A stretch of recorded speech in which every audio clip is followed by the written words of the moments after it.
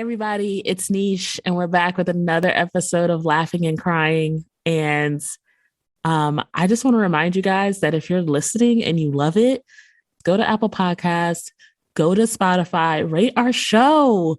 Don't rate it if you don't like it, though. 5 stars. We want the 5 stars. Write a review on Apple Podcasts. I want to hear how you're feeling about the show. We have another great show coming up, and we're going to start it out with One Gotta Go. And then later, we're having a conversation that's going to focus on money, money, money. So you really want to stick around for that. I have a guest here, and this guest is super special to me. It's actually my sister, Rho Thomas. Rho Thomas, say hello to the people. Hello, people. Yes, I'm so excited. First of all, she is amazing. I'm not going to talk about it. Tell everybody a little bit more about what you do, about your business, and why you're committed to talking about money, because that's the conversation we're having later. Yes. So hello again, everyone. My name is Rho Thomas, and I am a financial coach. I work primarily with lawyers, and I am committed to talking about money because when you have control of your money, you can have control of your time. And it makes a lot of things in life easier, especially relationships, which is part of what we're going to talk about later. So I can't wait to have that conversation with y'all. Yes. Rho is actually the reason why my mindset has changed about money. And so I'm really, really excited to have that conversation as well. Just because it's laughing and crying, and I like to dig a little bit deeper, make people get vulnerable quick. I want to ask you a question. What way do you feel unqualified to speak about money? So I don't feel unqualified to speak about money, but I did initially because, we had a lot of debt. So I was dealing with my own debt. And then also I made a lot of money. And so I had thoughts about that as well. Like my husband and I were making 6 figures, but we also had multi-6-figure student loan debt.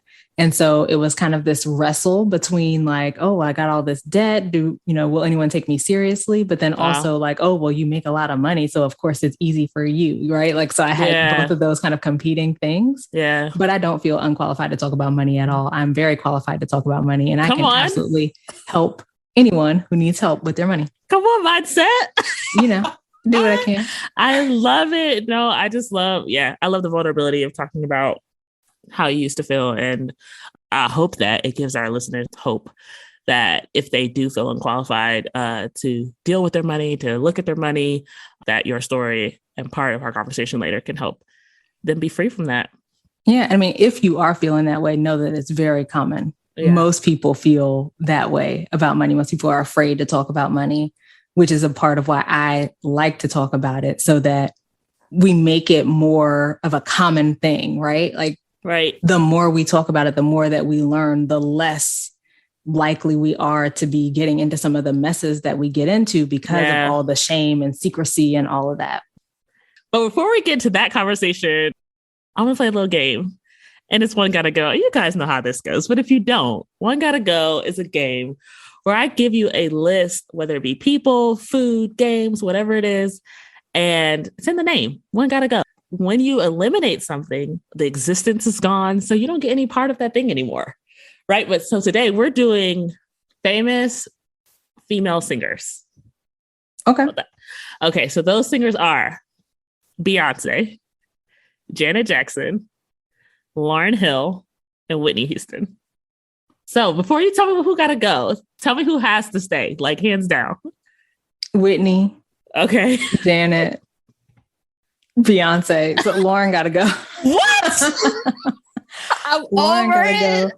And here's the thing. I really like all 4 of them. So I feel like that wasn't a very fair game. It wasn't. It's not supposed to be. But if I had to pick one, it would be Lauryn. And part of that is, so I love the miseducation of Lauryn Hill. Right. But where you been? No. Yeah. Where you been? So it's like, that's the age-old question. One masterpiece. All right, bye. And I think there were like some things around that. Like, I don't know all of the ins and outs of like why she hasn't been around. But when we're talking about the law, because then I'm like, oh, but what about the Fugees? But no. Exactly.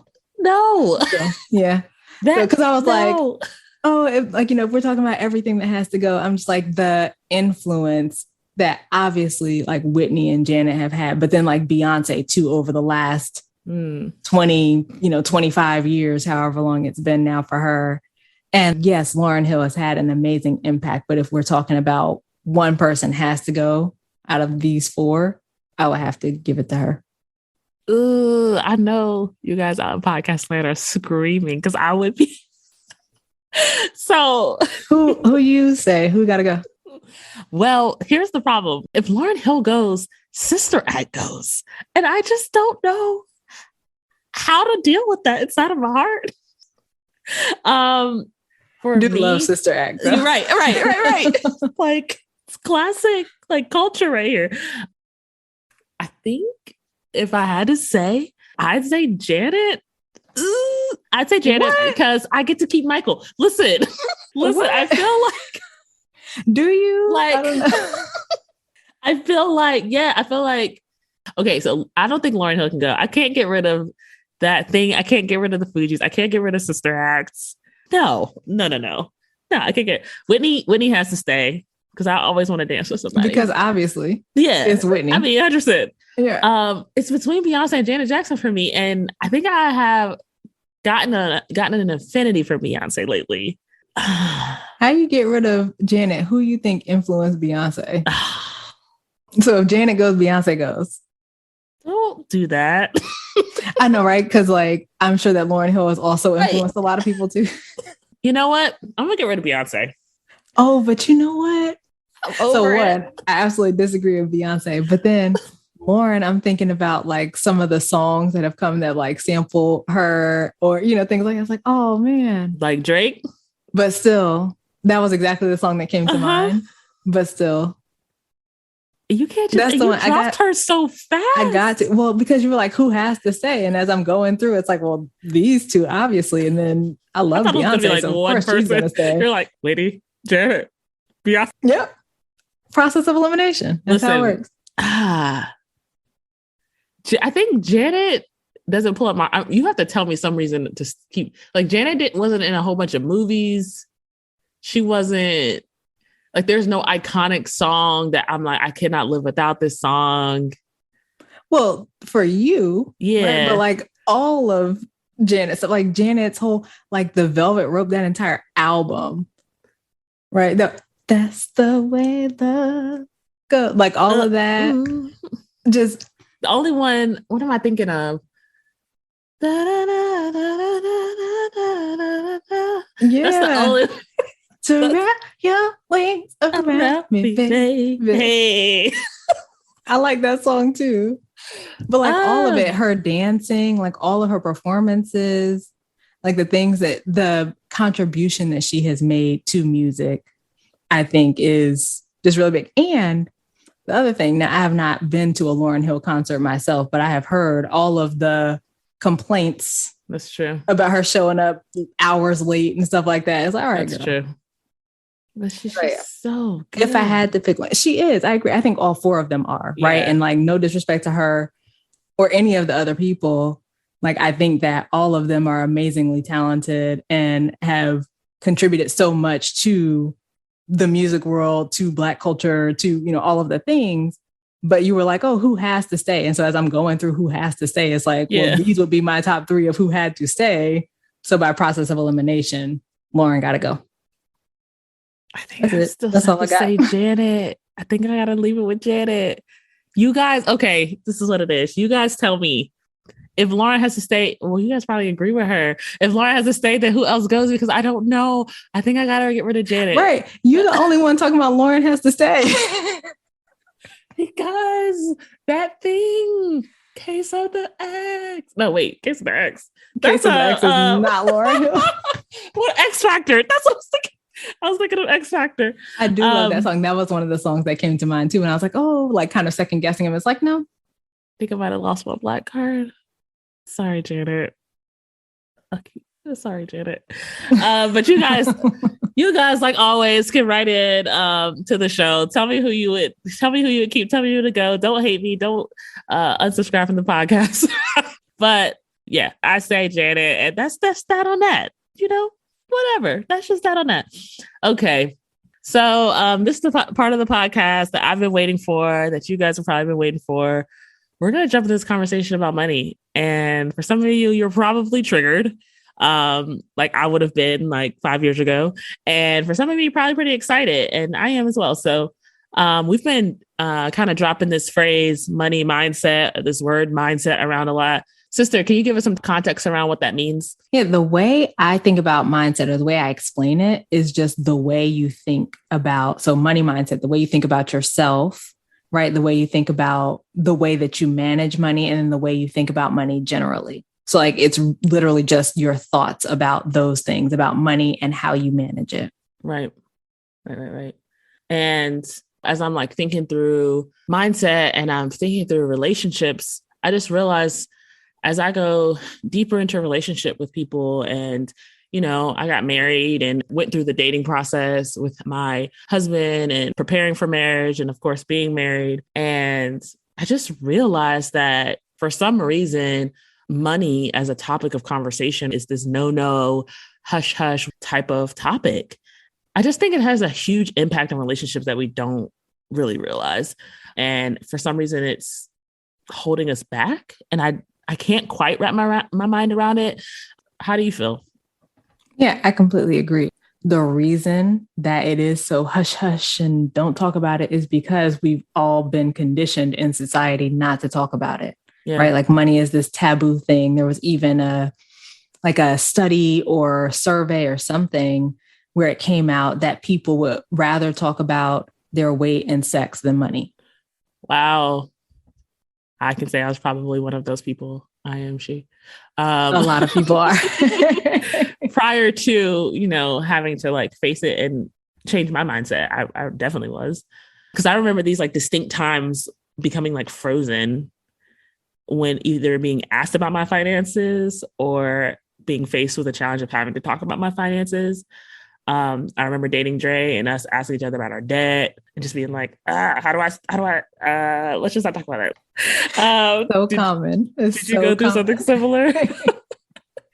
So no, I didn't go through something similar, or maybe I did a little bit, but my situation is a little bit different from yours because like my husband and I've been dating since we were in college. Right. So like we met straight out of high school. Neither of us had anything. We both had, you know, some measure of student loans, but there was a moment when we talked about, you know, our debt, like our student loans after finishing like school, law school and stuff, like where it was like, okay, how much do you have? How much do I have when we were talking about getting married?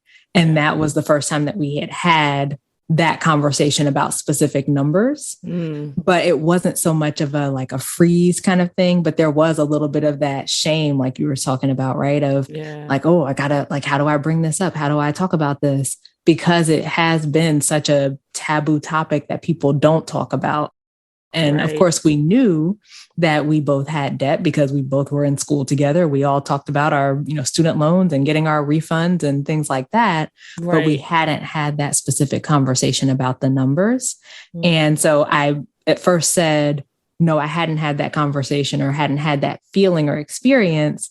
But actually, I have, just maybe on a slightly smaller scale because we had been kind of rocking with each other for a while before we ever had that conversation. Right. And you were in a different place in your life too. Right. Yeah. Where debt is like something we laugh and joke about because we're not having to face it yet. Because we're all in it. Exactly. Right. And it's like that portion of it, right? Where it's like there's this shame, but then there's this other portion of it where I felt like judged, like when I've been in conversations with friends who I knew made more money than me, or had a higher income. And it kind of felt like they were like part of a secret club, you know, where people who I know are on the same pay scale, if you will, can talk. You know, I don't really know what's behind it, but I know I've felt that like judgment or being left out through all this. Like we're both agreeing, like talking about money and relationships is super important, but I just still confused about what the tension is, like where the tension lies. What do you think? I really think it just comes back to the way that we've been taught about money, right? Like the way that we've been taught even as a child. Like you think about kids, they are so uninhibited, right? Just say whatever, no filter. And the way that a parent would react to a child talking about something that they had heard about the finances in the house. Yeah. Right? Out in public. Yes. And so like, that's your first experience with money. And so it becomes like deeply ingrained in you that we don't talk about this. Yeah. Right. We have to keep this hush hush. You don't talk about those things. Or even like, employers would try to discourage employees from talking about their salaries and things like that. Because when you can keep that kind of cloud of secrecy, then, and this is not to say that any, specific company is, being crooked or anything like that, but we all know about like equal pay day and the fact that women do not earn as much as men do on average. And women of color, it's even more so, an even bigger disparity. And so if there is this cloud of secrecy of we don't talk about money, we don't talk about how much we make, all of that, then it's a lot easier for companies to get away with doing that kind of thing because we're not talking about it. And so we don't know that, oh, this person is on the same level as me, has the same credentials as me, but is making $20,000 more, or whatever that difference might be. Right. And so like we have all these, like you said, like these cultural norms that hush us from talking about money. And I just kind of want to represent the people right now because I know that money is what you do and you are free from some of the things that keep other people in bondage. But I just want to speak about some of the things that I hear people even in my head saying, but I have high debt. Like, you don't understand. You don't get it. I don't talk about my spending habits. That's nobody's business. I kind of, I'll change it when I get married, or, I'm just waiting another year. Or my mom always told me not to talk about money with strangers because, you don't know what's going to happen. I could be targeted. Kim Kardashian, you don't understand all of it. Like, what do you mean by financial freedom? I'm good. My paycheck to paycheck is fine. I put a little bit over here. I have savings. When I want to go somewhere, I go, put on my credit card, pay it off. I don't need no help.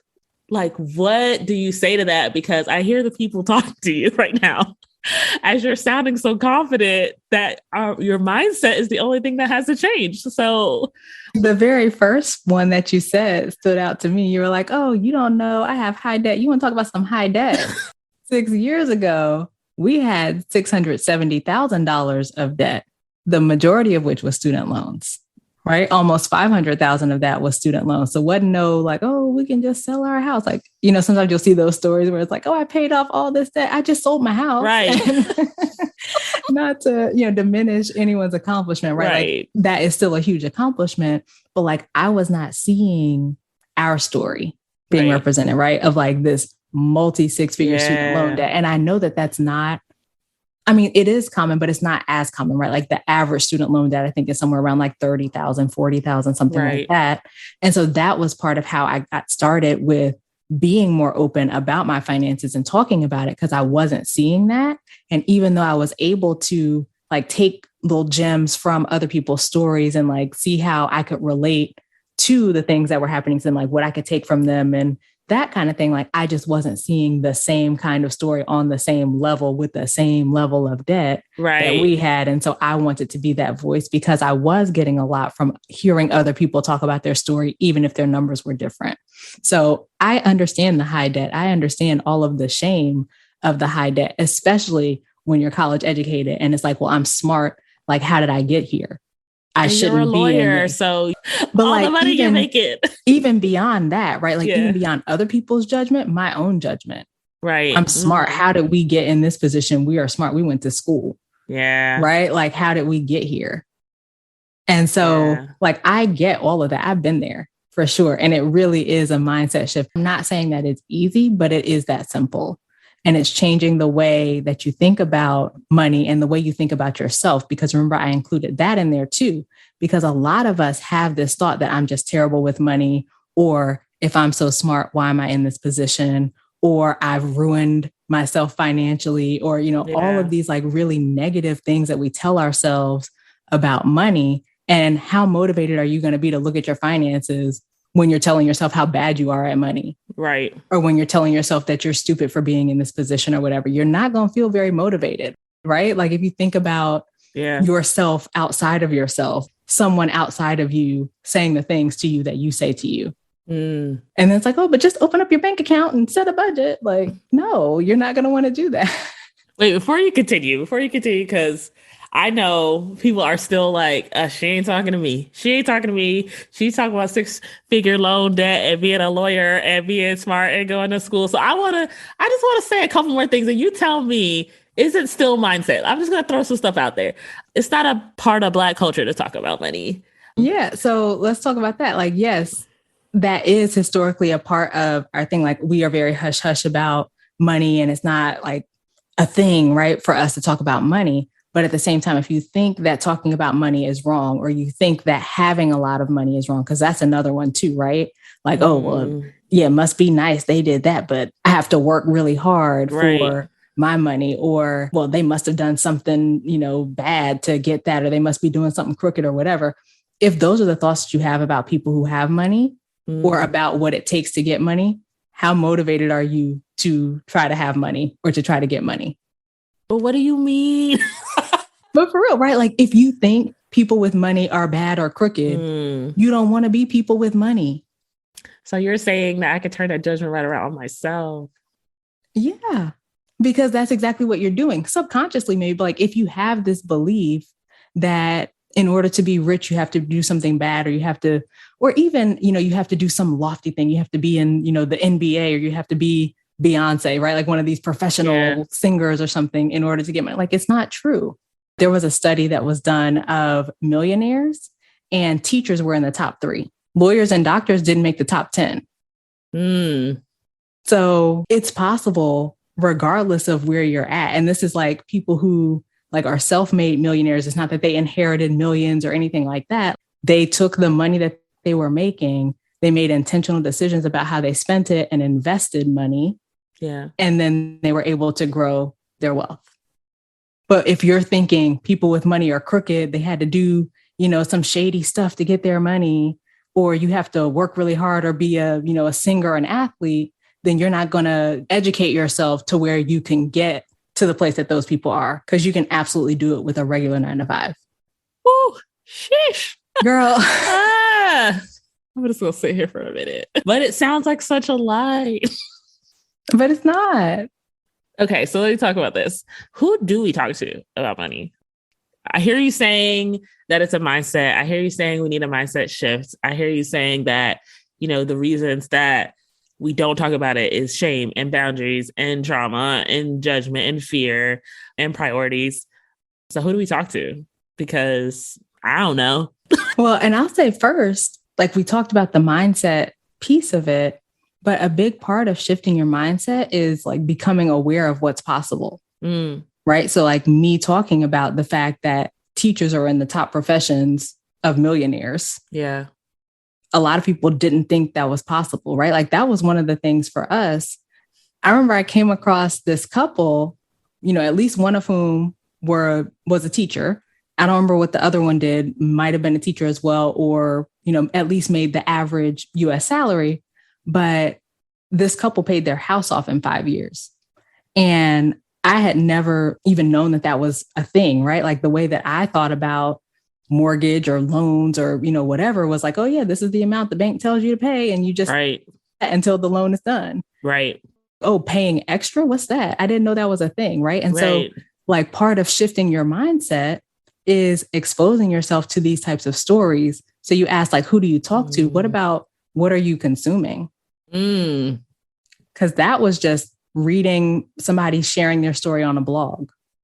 There are plenty of books that are available that you can read. And when you start exposing yourself to these different things, you start seeing like, oh, these people, they're just like me and they paid their house off in 5 years. Right. Maybe I could do that too. And you start shifting your mindset and what you believe is possible, because if you don't believe it's possible, you're not even going to attempt it. But once you believe it's possible, then you start actually taking actions that can help to make that possible for you. That's the power of the mindset piece. Like, what are you consuming? I think coming in this conversation, my mind was set on why are we not talking? But the reality is if you're consuming everything that says people who have money are bad, I think they're better than me, and I can't pay off this. Here's my long list of all the reasons why I can't do this and I can't do that. And it's like, if that's what you're consuming and not consuming the stories of, look at this teacher who paid off her debt and she's clearly talking about it because We know about it. Exactly. Like Yeah. it doesn't have to be an actual, like in real life conversation. Right. Right. That couple spoke to me through the blog or the interview or whatever it was. I can't remember now because that was years ago, but they are sharing their story and I received it. Yeah. Right. Or reading these different stories of people paying off their debt in short periods of time on average salaries. It's like, okay, well, if you could pay off this much with this salary, yeah, I've got a higher income, but I've also got higher debt. So like, okay, I've got, this many multiples of the debt that you have. And this, like I was making those kinds of connections.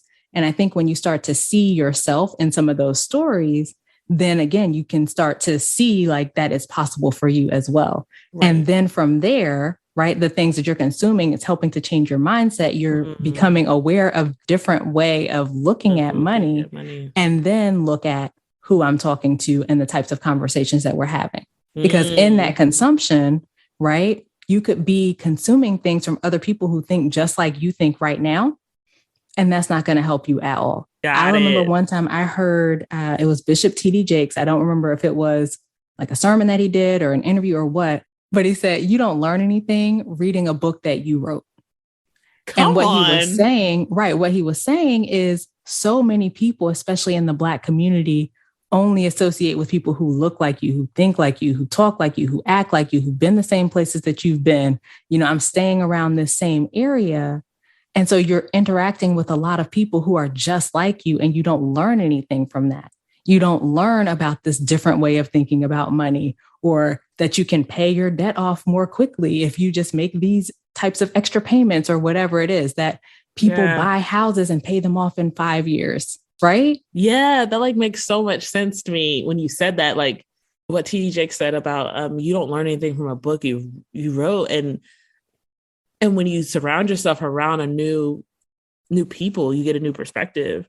Because I've been in rooms with people who make amounts of money that I would dream of, but I would dream of making. And like their conversations, even with me, like they're so much more open about, and it's not just people who make money, but it's people who've made that much money because their mindset is different.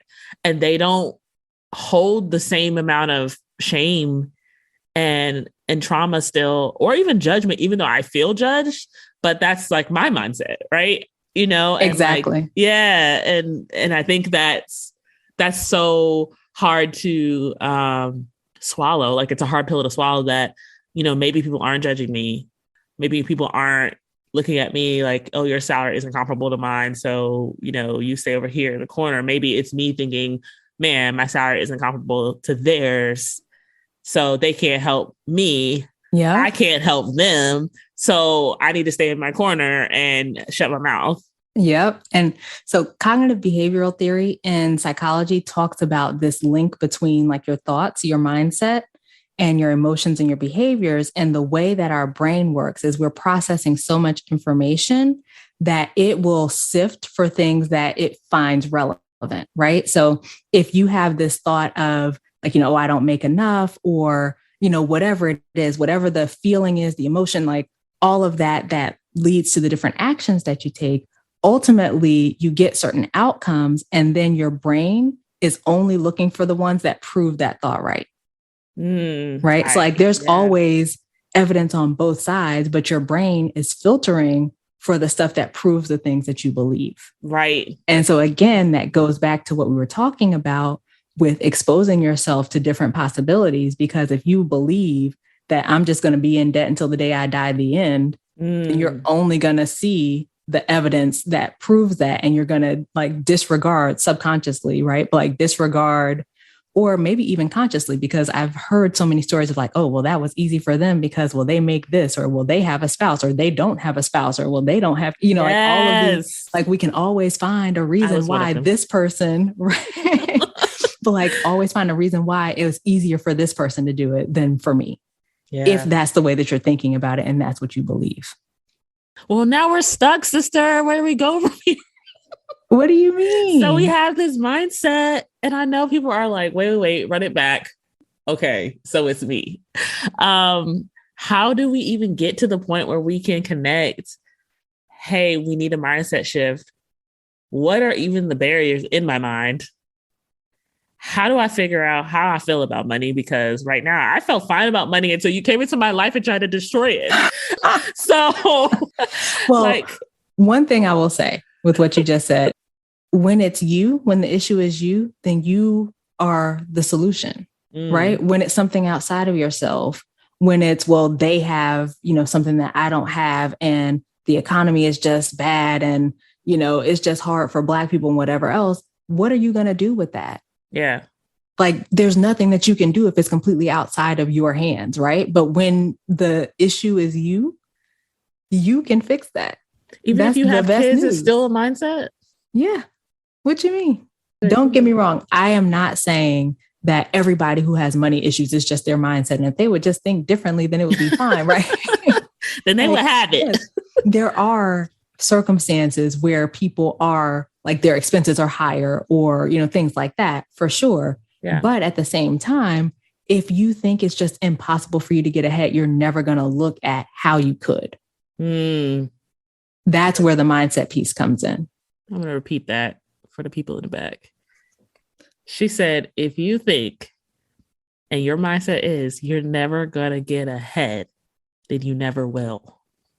Yeah. Well, I said you're not even going to try to look at how you could. That's dope and sobering. No, on some real. But again, look, real. I'm telling you, this does not have to be like this super deep. Like, it's literally just changing up some of the things that you consume, right? Being exposed to different things, different conversations, different people. And everybody might not have access to people who make more or who have more or whatever it is. And like being able to see the way that they talk about money and how it's different. But that we are in the age of the internet, right? Like, there are all kinds of people writing blogs and sharing their stories in different forums, and, the accounts that you follow on Instagram. All of that can help you to be exposed to a different way of thinking. Right. And as you do that, then you can start to shift your mindset because you see that some things are possible for you as well. But, and I'm going to get back to your question, because you were asking about like how we can shift our mindset or like figure out our mindset and that kind of thing. And there is like a series of prompts that I often give to my clients, or I've shared on my podcast, of the things that you can kind of dive into your money mindset. If you finish these 6 sentences, then that'll give you an idea of how you're thinking about money. And so those sentences are: money is, debt is, having savings is, people with money are, for my parents or caregivers, money was, and if I had more money, I would. And as you look at those sentences, right, like how you would finish those sentences, consider how the current state of your finances is absolutely the way it is because of the way that you finish those sentences. Like how it makes sense that you have the finances that you have because of the way that you're thinking about money and debt and savings and people who have money and all of that stuff. The messages that you received about money from your family of origin is really fascinating stuff. Yeah. So what if I said debt is overwhelming and too much? Yeah. So if you think debt is overwhelming and too much, then you might feel overwhelmed, and you might be one of those people who avoids your debt. And consequently, your debt balances might have grown because you haven't looked at making sure that you're paying at least the interest or more than the interest, or you haven't looked at, like we talked about the couple who paid their house off in 5 years. They had to put a plan in place for that. The bank didn't give them like, oh yeah, if you paid this much, you would finish in 5 years. But if you don't even believe that's possible and you think it's overwhelming, you're not going to look at how you can implement a plan to do that kind of stuff. Yeah. So I'm just curious at the last one, if I had more money, I would, like if I said buy a house, how do I need to shift? I'm over here trying to get therapy, guys. Yeah, and it's not so much that you need to shift, right? But like you can see the things that you think are limited by your financial situation. So yeah, if I had more money, I would buy a house. Well, who say you can't buy a house right now? have you looked into how you could buy a house right now? Or are you just saying like, nope, I don't have enough. Can't buy a house right now. That's going to be however long. You know what I'm saying? This is crazy. And she's my sister. This is crazy. It's so true. I don't know what to say. No, I mean, I think just do these prompts, right? Like, I think it's so helpful just to see what your thoughts are about money. And then from there, you can decide if you like them or not, because every thought is optional. Every one of them. Hashtag it. Every thought is optional. Every thought is optional. So it's so funny because as I've grown in facing my finances, it's kind of like what I call it. I more so now than I did before challenge other people around me when they say like, oh, I'm not going to talk about my money or I can't save this. And I really relate with the teacher because I'm in a similar field. And I talk all the time. And of course, I talk my sister up like, my sister's the one that told me. But but it's so crazy. Even when I met my husband, when you're talking about like a scarcity mindset, he's the person that's the frugal to a fault type person who's like, I'm saving everything. I don't want to spend it. Like, I'm not going out to eat. Like, when I met him, he was that way. And when he saw me and my lifestyle, I'm the person, like frivolous type human where I would be like, oh, you going to get a drink? I'm going to get a drink. Are you going out to eat tonight and tomorrow? I'm going out to eat and tomorrow. Like, that's just who I was. And so when he saw me, and some of those behaviors had calmed, but I was still like in that balanced place. He was like, you go all the time. There's no way that you have any savings. Look at how much I saved. And I showed him, I was like, literally, I passively save. Like, I get it withdrawn from my account and it goes there because I was taught this. It really has taught me to challenge the thought process of the people who I'm talking to when they say, oh, I can't save for that, or I haven't had enough savings. It all comes back to the mindset, right? Like, yeah. I can't or I won't. Ooh. And that's the other thing too, right? Like, for real, the way that we talk about money, we often talk about it like it's happening to us. Like, oh, I don't know what happens. I just don't have any money at the end of the month. Or, oh, I try to save, but then I always end up having to dip into it. But like, what if it's like, I don't prioritize my spending so that I have money left to save at the end of the month? Then again, when you bring it back to you being the issue, then you can change it. If it's just, oh, I don't know what happens. My money's just gone. What are you going to do about that? The money's just gone. Right. But it's like, no, I don't make saving a priority. And so then I don't have any money left to put toward that. Now I can change it. I don't like that. I want to have money for my financial goals. So I'm going to look at a plan and put something in place so that I have money to go to my financial goals. Like, I remember when we first had that conversation about you saving and you're like, I just don't have any money to save. And like, we looked at like intentionally, this is how much you got to spend on this. This is how much you got to spend on that. I'm seeing X left here. Why can't you save that? Right. No, I do remember the conversation. Yeah. And so there was fear there. And kind of want to switch gears in the conversation. We can a little bit. Because there was a fear there that's like, how do I then change my life? Because I have friends who like to go out. And I don't want to have that conversation that now I feel poor. I can't do that anymore. Or I'm saving for this, but maybe the lifestyle that I was living, like now I'm having to, confront some things even in relationships, or maybe now I'm getting married and now, what I could have done with my finances, now I'm put in a position where I'm going to have these like hard conversations. Like, how do we talk to our people?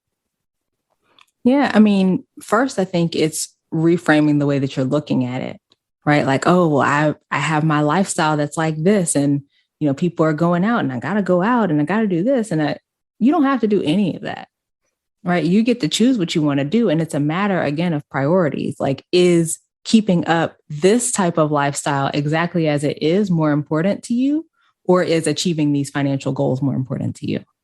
And that's not to say that you got to cut the lifestyle and you can't do anything. I don't believe in that. Like, I know some people teach like, oh, you just can't, spend on anything until you finish paying off all your debt and have all of your savings and whatever. But that's not it, right? Like, I don't think that that's how money has to be, because if it feels like deprivation, you're not going to do it. Right. Instead, I think it's being intentional So yes, we're still going out to eat or going out for drinks or whatever with the girls or, whoever your people are, but you're being intentional about the spending. I'm spending this amount to go out, not just spending willy-nilly ordering all the things and going out every single time and whatever else, but like I'm deciding that this is how much I'm devoting to going out because I have this other goal here that I want to make sure I can hit. Yeah, that's so good. Okay. Oh, wait, I didn't answer your question though. Okay. Because you said, how do we have the conversations with our people? Yeah. And I think it's, again, talking about the priorities. And that's not to say that you have to tell everybody all your stuff, right? Like, I do think that it's important to talk more about finances, but it doesn't have to be, oh, well, I can't because I only have, $50 allocated to such, like, I don't think you have to get into all the nitty gritty, but it's like, hey, I'm actually saving for a house right now, or I'm, building up my savings account right now. And so, I'm not going to go this time, or you can go and you decide again that you're going to spend X amount instead of just spending whatever you wanted to, just being more intentional about it. I do think that it's important to have direct conversations with a partner, that you're in a romantic relationship with, that you're building a life with, that kind of thing, because money is one of the leading causes of divorce in America. Yeah. Right. And so if you're not having those conversations and there's tension there, then you're already like building a relationship on a kind of rocky foundation. Yeah. So I think it's important to have those like direct lines of communication, talking about the debt, talking about the goals that you have, talking about where you're at in terms of saving, what's important to you, what's important to me, all of that. And one of the things that I always tell people, because often it'll be like one partner gets on like board with the whole money thing before the other one. The mistake that people made, myself included, is you then come to the partner like, yeah, so we just got to cut this and we got to do this. And if we save this amount and then we can do that and we can pay this off, right? Like talking all about the strategy and the what. And like, yeah, I heard this girl Rho and she was saying that if we just cut out all this stuff and we were more intentional, right? And they're like, they don't want to do that. They don't know me. They don't know like what you're talking about. I want to keep living my life the way I've been living it. And so rather than coming at it from this strategy piece, from like all of the what that we have to do, I encourage you to talk about your goals, talk about your dreams, like talk about what you see for your future. And that was a turning point for me and my husband, because I was the one that like found all the stuff and like, yeah, we could pay off these loans in like 5 years and like all these things that I was seeing. And all we have to do is ABC, like here it is. Right. But it wasn't until like we had our first kid and I was looking at my firm that I was working at the time had this benefit where you could do like a kind of a part-time thing where it was like, we work on the billable hour model, many people in law. And so I have to bill, or had to, because I no longer practice, but I had to bill X number of hours by the end of the year. And so under this policy, I could do a percentage, like 80% of the billable hour requirement for 80% of my salary for the year. And we were looking at that. And that's when we saw the $670,000 of debt that I was talking about, negative $342,000 net worth, where we weren't in a position financially to take advantage of that policy. And so that was like, I was able at that point to articulate to him what I had been trying to say, like for that last like year or two, right? It's like, this is why, right? It's like, I want to be able to have the flexibility to do the things that we want to do, to like, as our kids grow up, go to their games, their plays, their whatever, without in the back of our mind, like, oh, I got to make up this work. I got to do this. I got to, whatever. Or, oh, I can't go because my boss won't let me off and I need this money. Right. Like I was able to articulate the why behind wanting to get our finances in order. And that's when he got on board. And so I think having those types of conversations about what you all see for your life together, right? What your goals are, what your visions are, like all of that is going to help you when you then come to the strategy conversation of how are we going to do that with our finances. That's good. Coming to someone and talking about the why and almost making it a team effort to come up with the what. Exactly. And I think like, then of course you're going to share the things that you've learned, right? The what behind it, the strategy, all of that, but you have that deeper reason behind wanting to do it besides I Right. heard this lady talking about this. Like, no, we're talking about wanting to take more than 2 weeks of vacation. Like, here's how we could do that. If we have, this plan in place and we've got this much saved, or, whatever it is. Like, I don't know what the specific goals that people have are, but like the reason behind it, like wanting to have that flexibility as you have kids, as you get older, when you can talk about those things, then the strategy and like all of the things that we were talking about here, like the what behind it becomes a lot easier. They understand why. Yeah. And I also want to empower the people who, because I know that we're focusing on marriage right now, or romantic relationship, but I also want to empower the people who are in those friend groups who are like scared to pull back and not go out, that this same thing that she's talking about talking about the whys, could be applicable there as well. Telling your friends, hey, I'm really trying to save for this because I have this dream of doing A, B, C, D, or E. Can everybody come over to my house and I'll get a bottle of wine and we drink that, as opposed to going to the bar and spending the $15, $20 bottle, price tag on a drink, and maybe people will begin to get on board with the what when they hear the why. Not to say that it'll always happen that way, but I feel like it could also be applicable. What do you feel?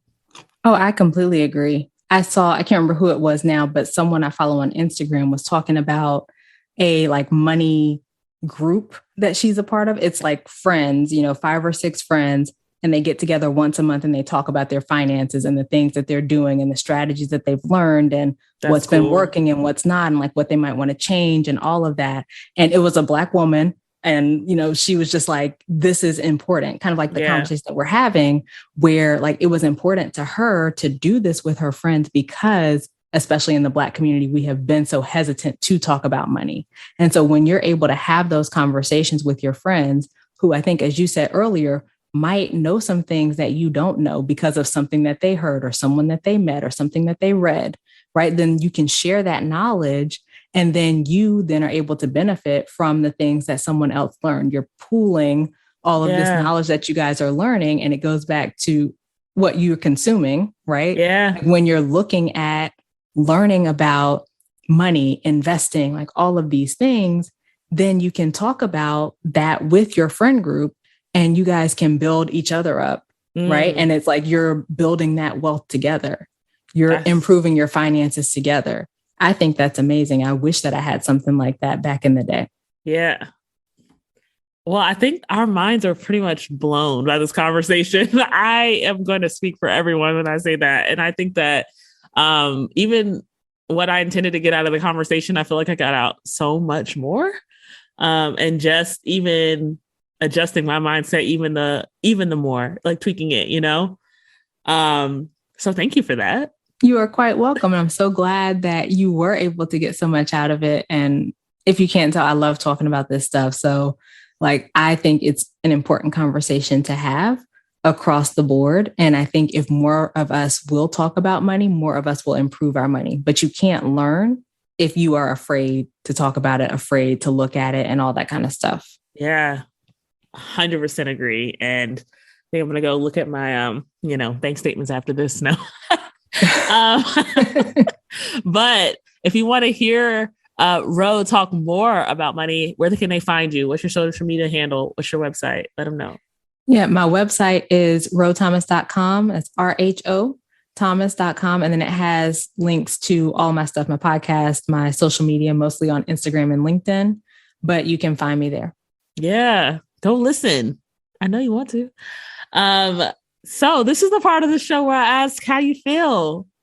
I don't even want to ask you guys today, but how you feel? I feel good. I feel challenged, but I think that's the point. So what's stopping you from discussing your fears and apprehensions about money within your circle, within your relationship? What did you think about the things Rho had to say? Write in, let me know. I'm so excited to hear about it. And you guys know how to do that. Go to www.unleashtheneish. That's THANEESH.com to comment. And of course, you could also email in at laugh@unleashthe That's THA niche.com as well. Yeah. And also join the Patreon. You want to be a part of the Niche Gang? I know you do. Over there, we have blog content.